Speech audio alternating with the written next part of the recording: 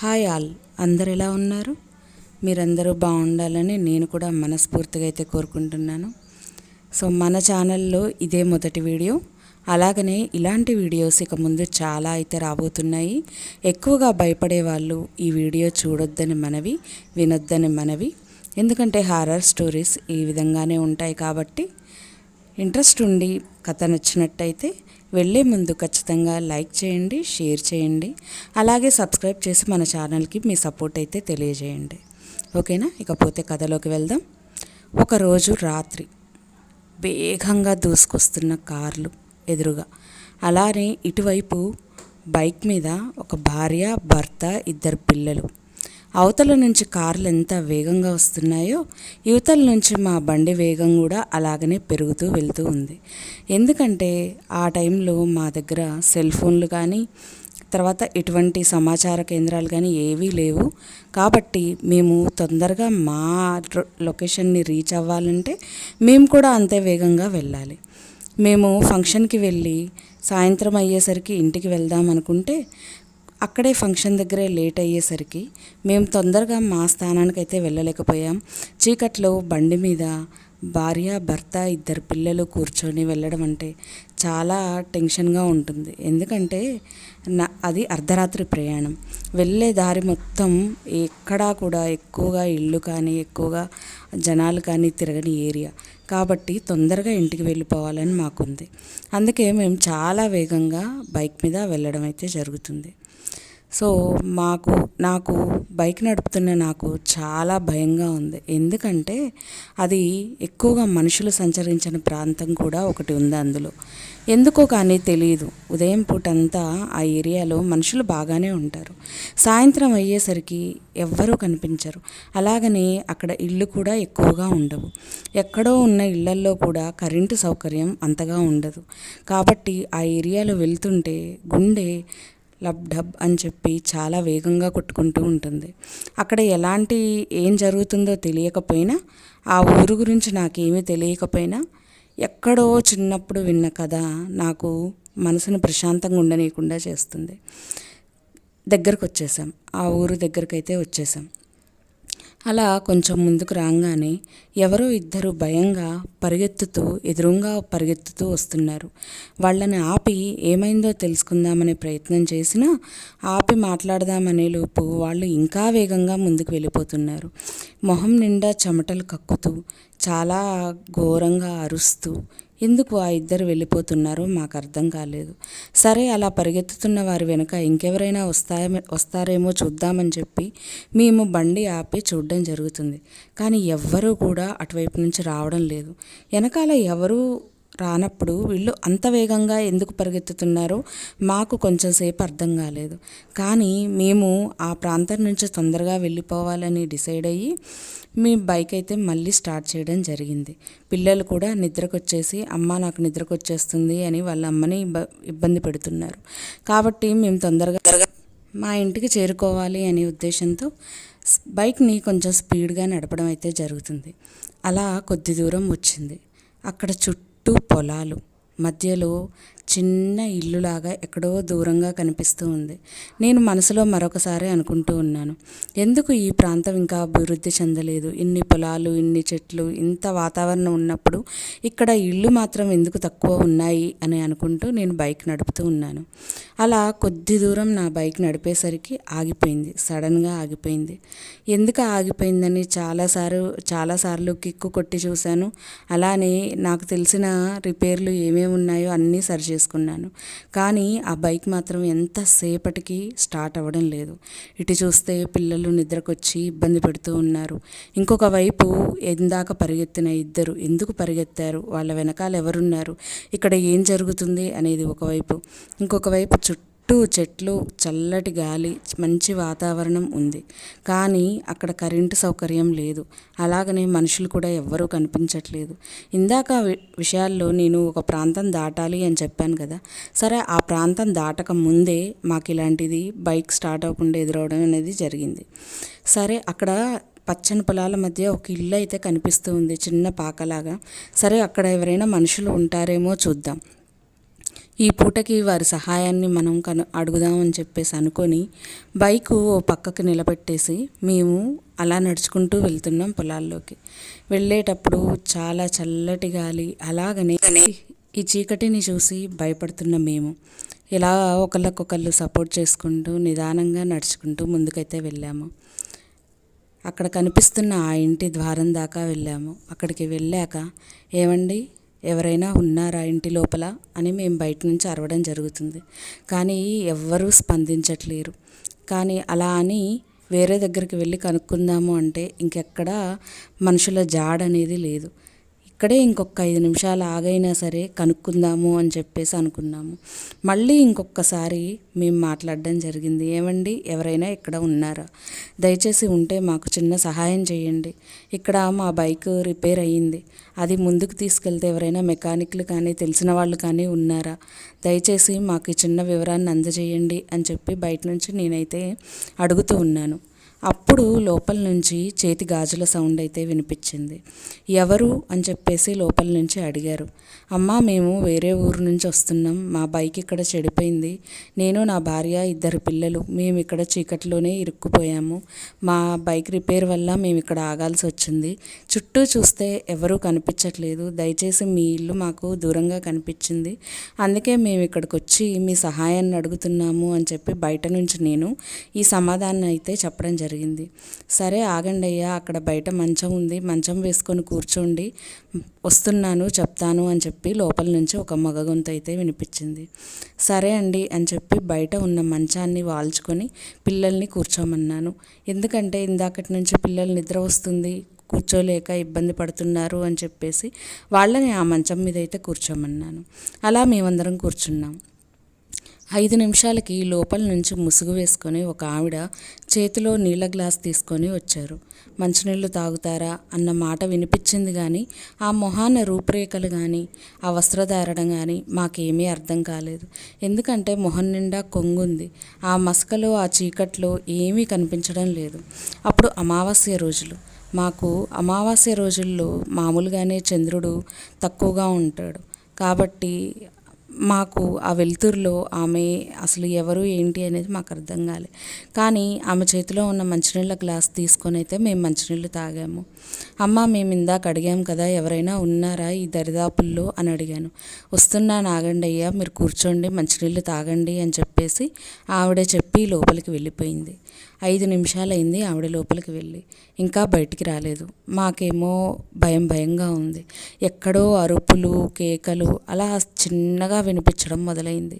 బయట ఉన్న మాకు అవి వినంగానే ఒకరికి తెలియకుండానే ఒకరికి భయం వేయడం స్టార్ట్ చేసింది.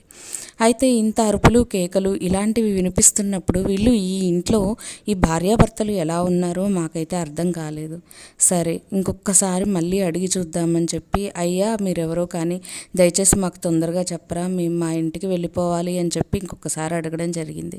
అప్పుడు ఎవరో ఒక మగ మనిషి తలపాగా అయితే పెట్టుకొని లోపల నుంచి వైట్ కలర్ బట్టలు, చీకట్లో కూడా తెలుపు అనేది మనకి కనిపిస్తుంది కదా, మెరుస్తూ తెలుపు కలర్ బట్టలు వేసుకొని మెరుస్తూ తలపాగా చుట్టుకొని బయటికి వచ్చారు. అది వాళ్ళ సాంప్రదాయ దుస్తులేమో అనుకున్నాను. అయితే బయటికి వచ్చిన ఆయన, అయ్యా మీకు ఈ రాత్రిపూట ఎవ్వరూ ఇక్కడ దొరకరు, ఎవ్వరూ కూడా ఈ దరిదాపుల్లో ఉండరు, మెకానిక్లు అసలు మీరు చూద్దామన్నా కనపడదు. సరే మీ బైక్ రిపేర్ అయ్యింది కాబట్టి మీరు ఒకవేళ ఏమీ చేయలేని పరిస్థితుల్లో ఉంటే మీరు ఈ పూటకి ఇక్కడే ఈ బయట మంచం మీదే మీరు పడుకొని ఉదయం పూట మీ స్థానానికి మీరు వెళ్ళొచ్చు అని చెప్పేసి చెప్పడం జరిగింది. ఆయన ఆ మాట చెప్పంగానే నాకు ఇంకా భయం వేసింది. ఎందుకంటే చుట్టూ కేకలు అరుపులు నిమిషానికి కొంచెం పెరుగుతూ గట్టిగా శబ్దం అయితే వస్తుంది.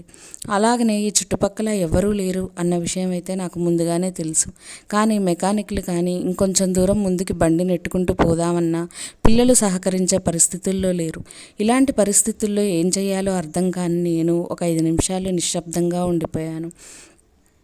అది చూసిన ఆ పెద్ద ఆయన, అయ్యా మేమిద్దరం ఇక్కడే ఉంటాం కదా, మీకైతే భయమేమీ లేదు, మీరు ఇక్కడే కొంచెం అన్నం తినేసి పడుకోండి, తెల్లవారుజామున 4-5 మీరు వెళ్దురు కానీ, ఎందుకంటే తెల్లారిపోతుంది, మీకు సూర్యోదయం అవుతుంది కాబట్టి కొంచెం దూరం బండి తోసుకుంటూ ముందుకు వెళ్ళినా అక్కడ ఎవరో ఒకళ్ళు కనిపిస్తారు, సరిచేస్తారు, మీరు మీ ప్లేస్కి వెళ్ళొచ్చు అన్నారు. అంతకంటే గత్యంతరం కూడా మాకు ఇంకేమీ లేదు కదా, అందుకని చెప్పేసి సరే అయ్యా అన్నాను. ఈ లోపటి నుంచి వంట వంట వాసనలు అయితే బయటికి వచ్చాయి. ఆవిడ వంట చేస్తున్నట్టు నాకైతే అనిపించింది. సరే అని చెప్పి మేము ఇక్కడే పడుకుంటాము అని చెప్పి మంచం మీద అలా అడ్డం అయితే ఒరగడం జరిగింది. పైన చూస్తే తక్కువగా వెలుతురుంది, ఎందుకంటే చెప్పాను కదా అమావాస్య వేళలు అని చెప్పి. సో చుట్టూ ఎవ్వరూ లేరు. అలాగనే రకరకాల అరుపులు, రకరకాల కేకలు. ఎందుకు అరుస్తున్నారు, ఎందుకు కేకలు పెడుతున్నారో మాకు అర్థం కావట్లేదు. చుట్టూ నిశ్శబ్దంగా ఉంది. సో ఇందాక వీచిన గాలి కూడా ఇప్పుడు వీయడం లేదు. ఆ గాలి వీచకపోయేసరికి ఆ కేకలు ఇంకా ఎక్కువగా వినిపిస్తున్నాయి. అది విన్న పిల్లలు, నాన్న మాకు చాలా భయంగా ఉంది ఈ ప్లేస్ అని చెప్పేసి పిల్లలు భయపడుతున్నారు. పిల్లలు భయపడితే ఏం లేదు నాన్న, ఈ కుక్కలు నక్కల అరుపులు, అంతకుమించి ఏమీ లేదు అని చెప్పి నేను పిల్లలకైతే ధైర్యం చెప్తున్నాను. కానీ లోపల నాకు కూడా భయంగా ఉంది. ఈలోపు నేను ఇలా ఆలోచించేలోపు ఆమె బయటికి భోజనం అయితే తీసుకొని వచ్చింది, ఒక ప్లేట్లో పెట్టుకొని. సరే అది తీసుకొని పిల్లలు, నేను, నా భార్య ప్రశాంతంగా తిన్నాము. అమ్మ భోజనం చాలా బాగుంది, మంచిగా చేశారు అని చెప్పాను. కానీ ఆవిడ ఏమీ మాట్లాడకుండా లోపలికి వెళ్ళిపోయారు. సరే కదా అని చెప్పి మేము పడుకున్న తర్వాత నువ్వు ఇక్కడికి ఎందుకు వచ్చావు, నువ్వు ఇక్కడ ఎందుకున్నావు, నీకు అసలు ఇక్కడ ఏం పని అని చెప్పి ఏవేవో అరుపులు. అలా కొద్దిగా నిద్రలోకి జారంగానే ఈ అరుపులు, కేకలు, ఆ ప్రశ్నలు విని ఇంకా భయం వేసింది. ఒక్కసారిగా కళ్ళు తెరిచి చూశాను, ఎవరా నన్ను అడుగుతుంది అని. కానీ చుట్టూ ఎవరూ లేరు. చిమ్మ చీకటి తప్పించే చుట్టూ ఎవ్వరూ లేరు. ఇటు చూస్తే నా భార్య, పిల్లలు మంచిగా నిద్రపోతున్నారు. సరే నాకే ఎందుకు ఆ కేకలు వినిపించాయి, నన్నే ఎందుకు ఆ ప్రశ్నలు అడుగుతున్నారు అనేది నాకు అర్థం కాలేదు. అలాగనే ఈ కేకలు, అరుపులు విని ఇందాక మా ఎదురుగా పరిగెత్తిన వాళ్ళిద్దరూ ఎందుకు పరిగెత్తారు, మళ్ళీ ఈ ప్రశ్నలన్నీ నా మెదడును చుట్టుముడుతూ ఉన్నాయి. అలా నేను చూస్తూ అలానే ఉండిపోయాను. మధ్యలో నిద్ర కూడా పట్టక లేచి మంచం మీద అలా కూర్చున్నాను. ఇందాక ఆగిపోయిన గాలి మళ్ళీ వీచడం ప్రారంభించింది. ఈసారి ఎలాగ వీచడం ప్రారంభించింది అంటే చాలా వేగంగా, అతి వేగంగా గాలి అయితే వీచడం ప్రారంభించింది. దాదాపు ఆ సమయం అర్ధరాత్రి 2 గంటల నుంచి 3 గంటల ప్రాంతం కావచ్చు. అలాంటి సమయంలో బాగా ఈదురుగాలి అయితే రావడం జరిగింది. అయితే ఇప్పుడు మేము ఉంటున్న ఇల్లు తడికల ఇల్లు కాబట్టి ఆ గాలికి ఆ తలుపుల తడిక లాంటిది తెరుచుకోవడం అయితే జరిగింది. ఆ తలుపు తెరుచుకోగానే అయ్యో ఈ తలుపు తెరుచుకుంది, వాళ్ళందరూ గాఢ నిద్రలో ఉన్నారు, సరే నేనే వేద్దాం తలుపు అని చెప్పి తలుపుకు దగ్గరగా వెళ్ళడం జరిగింది. అలా వెళ్ళిన నేను అక్కడ ఉన్న సంఘటన చూసి నిర్ఘాంతపోయాను. ఒంట్లో ఉన్న రోమాలన్నీ నిక్కపొడుచుకొచ్చాయి. నాకు తెలియకుండానే గుండె వేగం పెరిగిపోయింది. ఒళ్ళంతా చెమటలు పట్టేశాయి. ఏం మాట్లాడాలో కూడా నాకు నోటి నుంచి మాట బయటికి రావడం లేదు. చాలా టెన్షన్ పడుతున్నాను, చాలా భయపడుతున్నాను. అది నాకు మాత్రమే తెలుస్తుంది, ఎవరికి తెలియదు. అరవాలన్నా కూడా అరిచే విధంగా కూడా నాకు మాట రావడం లేదు. ఏంటి అంటే అక్కడ మాకు ఇందాక చెప్పాను కదా, 2 మనుషులు భార్యాభర్తలు మాకు ఆ ఇంట్లో ఉండడానికి అవకాశం ఇచ్చారని. వాళ్ళిద్దరూ ఉరివేసుకున్నట్టు కనిపిస్తూ అలా స్తంభానికి హ్యాంగ్ అయితే అయి ఉన్నారు. ఒక్కసారిగా భయం వేసింది. అలా భయపడుతున్న నేను ఏం చేయాలో అర్థం కాని పరిస్థితుల్లో మళ్ళీ వెళ్ళి మంచం మీద అలాగ పూర్తిగా బెడ్షీట్ కప్పుకొని పడుకున్నాను. 1 గంట అయ్యుండొచ్చు. ఆ గంటలో కూడా నిద్ర పట్టకపోగా ఒంటి నిండా చెమటలు, మెదడు నిండా కంగారు, భయము ఇవి నన్ను తొలిచివేస్తూ ఉన్నాయి. ఎక్కడో భయంకరమైన ఆర్తనాదాలు, ఏడుపులు, కేకలు ఇవి నా చెవుల చుట్టూ మూగుతున్నాయి. లేచి చూద్దామన్నా భయంగా ఉంది. అలా 1 గంట గడిచాక నేను నా భార్య, పిల్లల్ని లేపడం జరిగింది. నడుచుకుంటూ అయినా వెళ్ళిపోదాము, లేదా బైక్ స్టార్ట్ అవ్వకపోతే తోసుకుంటూ వెళ్ళిపోదాము, ముందు ఈ ప్లేస్ నుంచి బయటపడదాము అని నా భార్యకి నేను చెప్పడం జరుగుతుంది. సో అలాగే నా భార్య కూడా సరే అనేసరికి పిల్లల్ని లేపి నడుచుకుంటూ వెళ్ళిపోదామని మంచం అయితే దిగడం జరిగింది. అలా దిగిన మాకు లోపల నుంచి గట్టిగా సౌండ్ ఒకటి వచ్చింది. ఏయ్ ఎక్కడికి వెళ్తున్నావు నువ్వు అని ఒక సౌండ్ అయితే వినిపించింది. అది విన్న నా భార్య ఒక్కసారిగా కేక పెట్టింది. ఏంటి, ఎవరిలా అడుగుతున్నారు, ఎందుకు అడుగుతున్నారు ఇంత చీకట్లో? ఆ అడగడం కూడా ఎక్కడో విన్నట్టు, ఏదో గట్టిగా మాట్లాడినట్టు భయానకంగా ఉంది అని చెప్పేసి భయపడడం అయితే జరిగింది. సో ఏమీ మాట్లాడకుండా మేము కొంచెం ముందుకు ఇంకొంచెం 4 అడుగులు వేయడానికి కష్టపడి 4 అడుగులు ముందుకు వచ్చేసరికి ఒక భయంకరమైన ఆకారం మా ముందుకు వచ్చి నిలబడింది. ఆ ఆకారం ఎవరో కాదు, ముందుగా ముందుగా మీకు అడ్రస్ చెప్తాను అని చెప్పిన మనిషి, ఆ తెల్లటి తలపాగా తెల్లటి దుస్తులు ధరించున్న మనిషి, ఇందాక నేను ఊరు వేసుకున్న మనిషిని ఎవరినైతే చూశానో ఆ మనిషి అతి వేగంగా వచ్చి నా ముందు నిలబడడం జరిగింది. అయితే తెల్లవారుతున్న సమయం కాబట్టి ఆ సమయంలో నాకు అతని ఆకారం స్పష్టంగా కనిపించింది. ఒక 50 నుంచి 60 ఏళ్ళ మధ్యలో ఉన్న మనిషికి ఏ విధంగా అయితే మొహం నిండా ముడతల్లాగా ఉంటుందో అలాగా ఉండి, ఆయన ఆకారం చాలా ఎత్తుగా ఉండి చాలా గంభీరంగా ఉన్నట్టుగా కనిపిస్తున్నాడు. అతన్ని అలా చూడంగానే ఇంకా భయం వేసింది. ఎక్కడికి రా నువ్వు వెళ్తున్నావు, నువ్వు వచ్చిన ప్లేస్ సరైనది, మీరు ఇక్కడే ఉండండి, మీరు ఎక్కడికి వెళ్ళడానికి వీల్లేదు అని గట్టిగా అరవడం అయితే జరిగింది. దానికి భయం వేసిన మాకు ఒక్కసారిగా అవతలకు పరిగెత్తడం మొదలుపెట్టాము. నేను, నా భార్య, పిల్లలు అందరం కూడా పరిగెత్తడం మొదలుపెట్టాము. అలా మా బైక్ని కూడా అక్కడ వదిలేసి పరిగెత్తుతూ ముందుకైతే వెళ్ళిపోయాము. దాదాపు ఒక 1/2 కిలోమీటర్ నుంచి కిలోమీటర్ ముందుకి పరిగెత్తుతూనే వెళ్ళిపోయాము. ఎందుకంటే మాకు వేగం కూడా తెలియడం లేదు ఆ భయానికి. అలా ముందుకు వెళ్ళిన మాకు పొలానికి వెళ్తున్న ఒక 2-3 కనిపించారు మాకు. ఆ సమయంలో తెల్లవారే సమయంలో పొలంలో పనులుంటాయి కాబట్టి జనాలు ఇప్పుడు తిరుగుతున్నారు అని అనుకొని అక్కడికి వెళ్ళి, అయ్యా మేము దారి తప్పాము, మాకు దారి చెప్పగలరా అని చెప్పేసి అడిగారు. ఇంత తెల్లవారుతున్న సమయంలో మీరు ఇలా పరిగెత్తుకుంటూ ఎలా వచ్చారు, మీతో పాటు మీ పిల్లల్ని కూడా పరిగెత్తిస్తున్నారు, దేనికండి, ఏమైంది అని అక్కడున్న వాళ్ళు అడగడం జరిగింది. వాళ్ళు అలా అడగంగానే ఉన్న విషయం మొత్తం, జరిగిన విషయం అంతా ఇతను చెప్పడం జరిగింది. అది విని వాళ్ళు ఒక్కసారిగా నిర్ఘాంతపోయారు. ఏంటి, మీరు ఆ చీకట్లో అక్కడ ఉండిపోయారా? అసలు మీరు అక్కడికి ఎలా వెళ్ళగలిగారు? వెళ్ళిన మీకు అక్కడ స్థానం ఎలా లభించింది? ఎలా మాట్లాడారు మీతోటి? అసలు మీరు అంతసేపు ఎలా బతుకున్నారు? ఇప్పటికీ ఇంకా బతికే ఉన్నారా అని అడగడం జరుగుతుంది. అది విన్నాక నాకు ఇంకా భయం వేసింది, దప్పికేస్తుంది. ఆ భయానికి ఎక్కువగా గొంతు తడారిపోతుంది. ఏంటండి, ఏం మాట్లాడుతున్నారు? మేమందరం బతికే ఉన్నాం కదా, మమ్మల్ని పట్టుకొని చూస్తూ కూడా బతికే ఉన్నారా అని ఎందుకు అడుగుతున్నారు అని చెప్పేసి అడగడం జరిగింది. అలా అడిగినప్పుడు ఆయన చెప్పడం మొదలుపెట్టారు. అయ్యా, దాదాపు ఒక 10-15 సంవత్సరాల నుంచి ఆ ఏరియాలో ఆ ఇంటి దరిదాపుల్లోకి పోయిన వాళ్ళని కూడా వాళ్ళు చంపేస్తున్నారు. చంపేసిన తర్వాత మనుషులు ఎక్కడా కనిపించడం లేరు. ఆ ఏరియాకి ఎవరు వెళ్ళినా వాళ్ళు బతికి బయటకు వచ్చింది లేదు. అందుకే అర్ధరాత్రిళ్ళు ఆ ఏరియాని మేము నిషేధం చేశాము. మనుషులు తిరగడానికి కానీ వెళ్ళడానికి కానీ వెళ్ళకూడదు అని చెప్పడం జరిగింది. మీరు ఈ ఏరియా వాళ్ళు కాదు కాబట్టి మీకు ఈ విషయం తెలియకపోవచ్చు, కానీ మీరు అక్కడికి వెళ్ళి ప్రాణాలతో బయటపడ్డారు అంటే నాకు నమ్మడానికి కూడా ఆశ్చర్యంగా ఉంది. ఎలా బయటపడ్డారు? వాళ్ళు ఎవరిని వదలడం లేరు, చిన్న పెద్ద ఏది చూడట్లేరు, చంపేస్తున్నారు, భయంకరమైన శబ్దాలు చేస్తూ ఉంటారు. సో అలాంటి ప్రదేశంలోకి మీరు ఎలా వెళ్ళగలిగారు, తిరిగి ఎలా రాగలిగారు అని చెప్తుంటే నేను బతికే ఉన్నానా అని నా కాళ్ళకెళ్ళి నేనే చూడడం జరిగింది. ఎందుకంటే అంతలా భయం వేసింది. ఇందాక చూసిన రూపమే నేను మర్చిపోలేకపోతున్నాను. పైగా వీళ్ళేంటి ఇలా అడుగుతున్నారు, బతుకున్నావా అని అనేసరికి మాకు ఇంకా భయం వేసింది. పిల్లలైతే ఏడవడం మొదలుపెట్టేశారు. వాళ్ళకి ఇంకా భయం వేసి చెప్పే మాటలు విన్నాక, సరే అండి, మీరు బతికారు కదా, ఎందుకని మీరు బతికారో మాకు తెలియదు, కానీ మీరు బతికినందుకైతే మాకు సంతోషంగా ఉంది. సరే, దారి అయితే ఇది, ఈ దారిలో మీరు వెళ్ళండి అని చెప్పేసి చెప్పడం జరిగింది. సరే అని వాళ్ళు ఆ దారిలో నడుచుకుంటూ వెళ్ళిపోతున్నారు. ఎందుకంటే అప్పటికే కొంచెం తెల్లారింది. ఇక మనుషులు తిరగడం మొదలుపెట్టారు. వెహికల్స్ కూడా తిరుగుతున్నాయి. దారిలో వచ్చే వెహికల్స్ని కూడా అడుగుతున్నారు, లిఫ్ట్ ఇవ్వండి, లిఫ్ట్ ఇవ్వండి అని చెప్పేసి. అలా అడుగుతూ ముందుకైతే వెళ్ళడం జరిగింది. ముందుకు మా ఇంటికి మేము రీచ్ అయ్యేసరికి దాదాపు మధ్యాహ్నమే అయింది.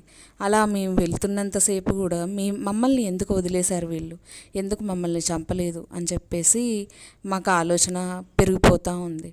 సరే అని వెళ్ళిన మేము, మాకు మా ఇంట్లో కూడా మనసు ప్రశాంతంగా లేక మా అమ్మమ్మ గారింటికి వెళ్దాము, 4 రోజులు ఉండొద్దాము, నలుగురు ఉన్న చోట ఉంటే ఇవి అన్నీ మర్చిపోవచ్చు అని చెప్పి మేము అక్కడికైతే వెళ్ళడం జరిగింది.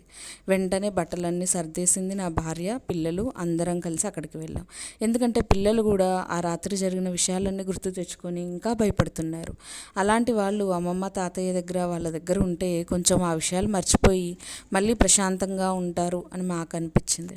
అలా అక్కడికి వెళ్ళి వాళ్ళకి ఈ జరిగిన విషయాల గురించి కూడా ఏమీ చెప్పలేదు. ఎందుకంటే మా కంగారు మళ్ళీ వాళ్ళు పడడం జరుగుతుంది. అందుకని మేము ఏ విషయం చెప్పకుండా మామూలుగా వచ్చాము 4 రోజులు ఉండడానికి అని చెప్పి వెళ్ళామన్నమాట. అలా వెళ్ళిన తర్వాత 2 రోజులు ప్రశాంతంగా గడిచాయి.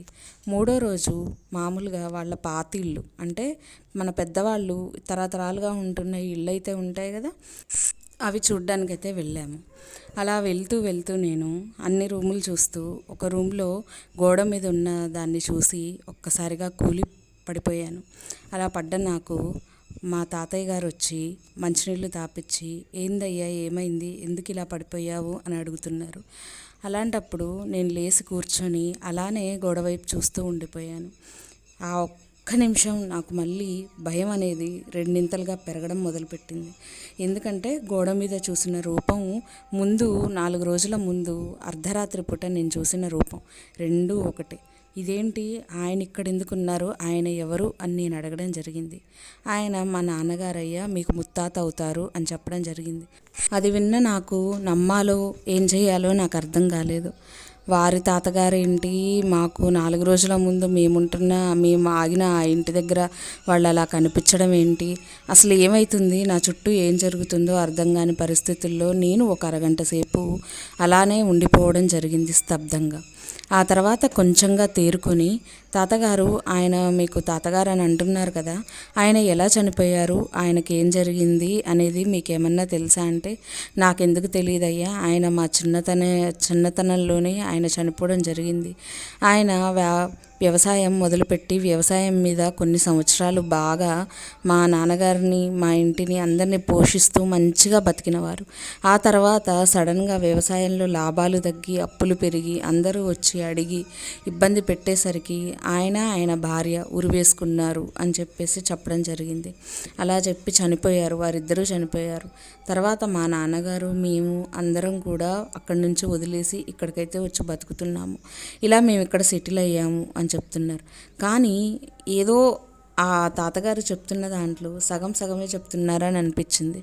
తాతగారు, మీరు నిజంగానే చెప్తున్నారా లేకపోతే ఇంకేమన్నా జరిగిందా అని మళ్ళీ ఒకసారి అడిగారు. అడిగితే నాకు కూడా తెలియదు, చుట్టూ ఉండేవాళ్ళు చెప్పినవి మాత్రమే నేను నీకు చెప్తున్నాను. అసలు ఆయన ఎందుకు చనిపోయారు అనేది, ఈ విషయం వల్లే చనిపోయారా అనేది కూడా నాకు తెలియదయ్యా. నాకు చుట్టూ ఉండే వాళ్ళ మాటలు విని మాత్రమే నేను చెప్పడం జరుగుతుంది అని చెప్పారు. కానీ ఏదో ఉంది, ఎందుకో ఆయన చనిపోయిన తర్వాత పైకి వెళ్లకుండా ఇలాగా ఆత్మరూపంలో తిరుగుతూ ఉన్నారు. ఆయన నాకు ఆ రోజు చెప్పడానికి కూడా ప్రయత్నించారు, ఆగమన్నారు. ఒక 5 నిమిషాలు 10 నిమిషాలు నేను ఆగుంటే నిజమేమన్నా చెప్పేవారేమో. అందుకేనా అందరినీ చంపుతూ మమ్మల్ని మాత్రం చంపకుండా మమ్మల్ని వదిలేశారు. అలాగనే మాకు మంచి భోజనం పెట్టి మాకు అర్ధరాత్రి బయటికి పోకుండా వాళ్ళు కాపలా ఉండి మమ్మల్ని కాపాడారు. రకరకాల ఆర్తనాదాల నుంచి అన్నీ వినిపిస్తున్నా కానీ మేము ఒక పక్క భయంగా ఉన్నా, ఇంకో పక్క కాసేపు అయితే ఉండగలిగాము. మమ్మల్ని ఏమీ చేయకుండా ప్రాణాలతో వదిలేయడానికి కారణం మేము వారికి బంధువులం అవ్వడమే. ఆ విషయం వాళ్ళకి తెలిసే మమ్మల్ని ప్రాణాలతో వదిలేశారు. కానీ నిజంగా వాళ్ళంతటా వాళ్ళే ఉరి తీసుకున్నట్లయితే ఎందుకు ఆత్మలుగా మారారు, ఎందుకు ఆ ఏరియాలో వచ్చిన వాళ్ళందరినీ చంపేస్తున్నారు? కానీ ఏదో జరుగుతుంది. ఈ విషయం వీళ్ళకి తెలియదా? వీళ్ళ తరాల వాళ్ళు, ముందు ఉన్న వాళ్ళకి అక్కడ ఏం జరుగుతుందో తెలియదా? ఈ విషయాలు కూడా ఈ తాతగారు నా దగ్గర ఏదో దాస్తున్నారు అని చెప్పి నా మనసుకైతే తెలుస్తుంది. నా మెదడు రకరకాల ప్రశ్నలు అయితే వేయడం మొదలుపెట్టింది. ఎందుకు ఇలా జరుగుతుంది, మళ్ళీ ఒకసారి వెళ్దామా అక్కడికి, ఒంటరిగా వెళ్ళి అక్కడ ఏం జరిగింది అనేది ఆయన్ని అడిగి తెలుసుకుందామా? ఆయన మమ్మల్ని ఏమీ ఇబ్బంది పెట్టలేదు. నువ్వు ఉండాల్సింది ఇక్కడే, నువ్వు రావాల్సిన సరైన ప్రదేశానికి నువ్వు వచ్చావు అని చెప్తున్నారంటే ఇంకా ఏదో ఉంది, నేను తెలుసుకోవాల్సింది, అక్కడికి వెళ్ళాలి అని అలా అనుకున్నాక 4-5 రోజులు ఉండి అక్కడి నుంచి వెళ్ళిపోయాము. మేము మా ఫ్యామిలీ మొత్తం మళ్ళీ మా ఇంటికి వచ్చాము. తిరిగి వచ్చేసరికి నా భార్య పిల్లలు చాలా ప్రశాంతంగా ఉన్నారు. జరిగిన విషయం మర్చిపోయారు. వాళ్ళు మళ్ళీ వాళ్ళ పనుల్లో వాళ్ళు పడ్డారు. కానీ నా మెదడు నిండా ఉన్న ఆలోచనల వల్ల నేను ఖచ్చితంగా ఆ స్థానానికి వెళ్ళాలి అనుకున్నాను. నా ప్రయాణం మొదలుపెట్టాను. దీని తర్వాత మళ్ళీ పార్ట్ 2 వస్తుందండి. నచ్చితే లైక్ చేయండి, షేర్ చేయండి, సబ్స్క్రైబ్ చేయండి.